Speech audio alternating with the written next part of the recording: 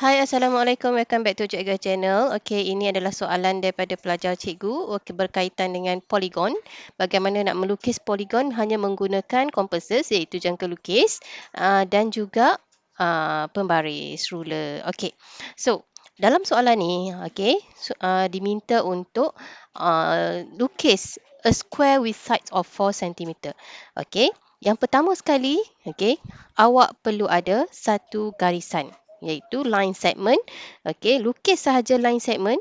Okey, tak kisahlah berapa sentimeter pun. Okey, lukis yang light line sahaja.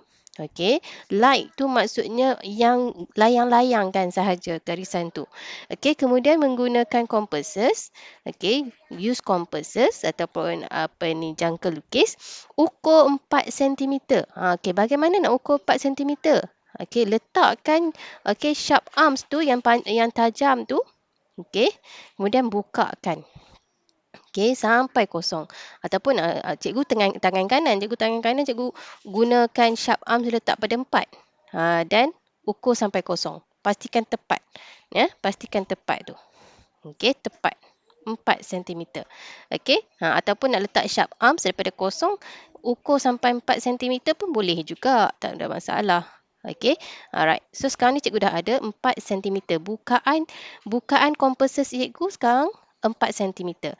Jadi, kita mark dulu kat mana-mana sebagai penanda kita. Okey, tanda saja. Okey, mungkin pada video cikgu tak apa jelas. Tak apa, sekejap. Okey, cikgu guna pen lah. Okey, nak tunjukkan. Okey, ini point. Okey, pada satu line segment tu. Okey, kemudian letakkan sharp arms. Okey, letakkan sharp arm.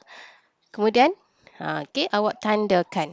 Okey, tandakan di mana 4 cm. Okey, so dah ada satu point dekat sini. Intersection tu. Dekat intersection tu ada satu point. Okey, so sekarang ni dah ada 2 titik. Okey, baru satu side lah ni. Baru satu side. Okey, kemudian bagaimana nak buat yang side yang vertical tu.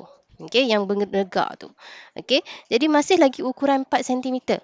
Okey, masih lagi ukuran 4 cm. Awak tandakan. Okey, susah cikgu. Okey, macam ni. Okey, tandakan je lah. Okey, tandakan. Sebagai penanda. Okey, kemudian, okey, untuk lukis garisan vertikal tu, bukannya sesuka hati awak boleh letak pembaris, ukur macam tu. Tak sebab ini hanya menggunakan compasses dan juga ruler. Awak kena pastikan angle. Okey, angle di sini ni 90 degree, 90 darjah. Jadi bagaimana? Okey, awak boleh kecilkan bukaan dia. Kemudian, apa yang awak perlu buat? Okey, sebab tu cikgu kata buat garisan yang lebih. Okey, garisan yang lebih di sini. Untuk buat perpendicular bisector. So, letakkan sharp arms pada intersection tu, yang pada titik yang kita nak 90 degree tu. Okey, kita buatkan kiri dan juga kanan. Kita tanda kiri dan kanan. Okey, sebab apa ni? Kita nak buat angle bisector.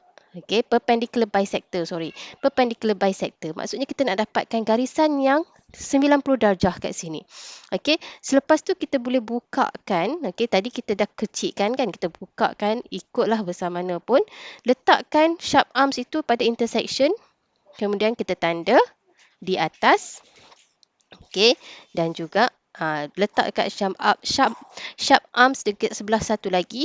Okay, kita tanda. So, kita dah ada satu di situ intersection dekat sini. Jadi, kita gariskan. Okey, macam mana cara nak gariskan tu? Daripada titik yang kita dah tanda untuk 90 degree tadi. Okey, penanda kita tadi ke intersection ni. Tapi kita bukan lukis sampai sini ya. Kita lukis bagi lebih, tak apa. Lukis bagi lebih. Sebab kita nak kat sini ni, 4 cm.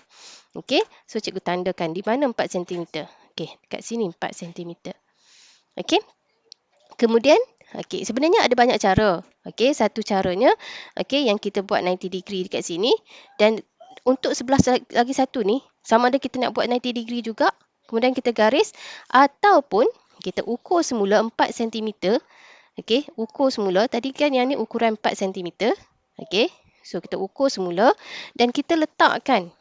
Okey, kita letakkan bahagian yang intersection yang kita dah lukis untuk vertical tadi, yang 90 degree tadi. Okey, kita letakkan supaya intersect dengan garisan yang kita dah arc yang uh, arc yang kita dah lukiskan tadi, yang daripada titik yang asal tadi. Okey, kemudian apa yang ada kat sini, sekarang kita dah ada 4 titik. Jadi 4 titik ni lah yang kita sambungkan untuk jadikan. Okey, cikgu guna pen, awak kena guna pensel. Okey, bila lukis, okey, kena guna pensel. Cikgu lukis guna pen ni supaya nampak jelas dalam video cikgu. Okey, so kita sambungkan saja. Okey, kita sambungkan saja. So kita dapatlah square yang sisi dia, okey, sisi dia 4 cm. Okey, itu sahaja. Tak susah pun nak lukis square. Alright, sekarang ni kita beralih kepada soalan yang seterusnya. Okey, ini soalan B. Okey, soalan B, cikgu gunakan kertas yang samalah nak jimat kertas kan. Okey, hexagon. A regular hexagon with side of 5 cm, 1.5 cm. Okey, hexagon tu berapa sisi? 6 sisi kan? Okey, hexagon. Hexagon 6 sisi. Bila 6 sisi, okey, kena tahu dulu konsep dia. Okey, 6 sisi. 1, 2, 1, 2, 3, 4, 5, 6. Setiap hexagon ni, setiap side hexagon ni, dia punya length dia sama. Okey, length dia sama sebab regular hexagon. Regular hexagon, kalau kita, cikgu lukiskan dia punya, apa ni, panggil ni apa? Dia punya symmetry line dia. Okey, ataupun kat sini diagonal dia lah. Okey, okey. Baik. So, bila kat sini, actually this one kat sini 60 darjah. Ini 60 darjah.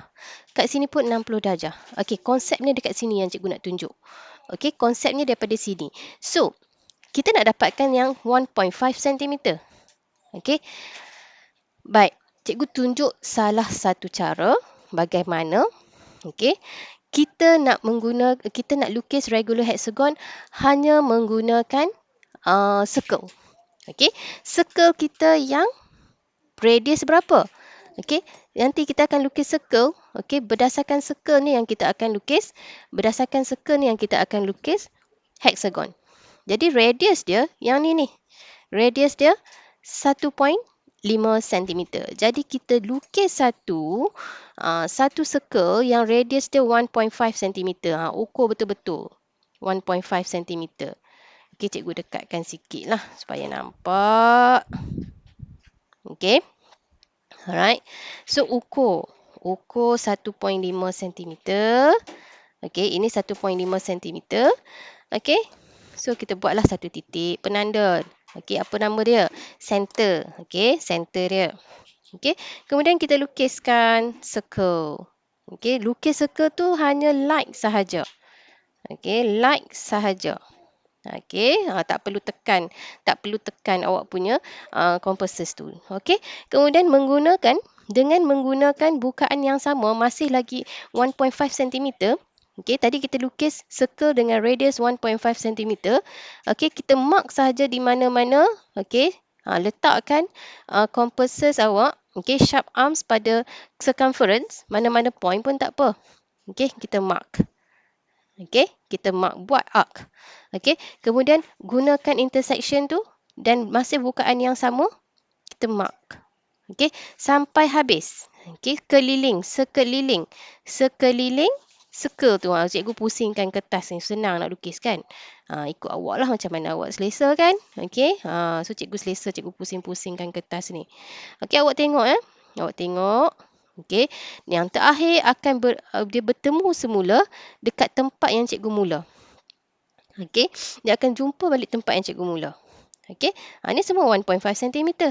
Okey, so sekarang ni apa yang kita buat, kita hanya sambungkan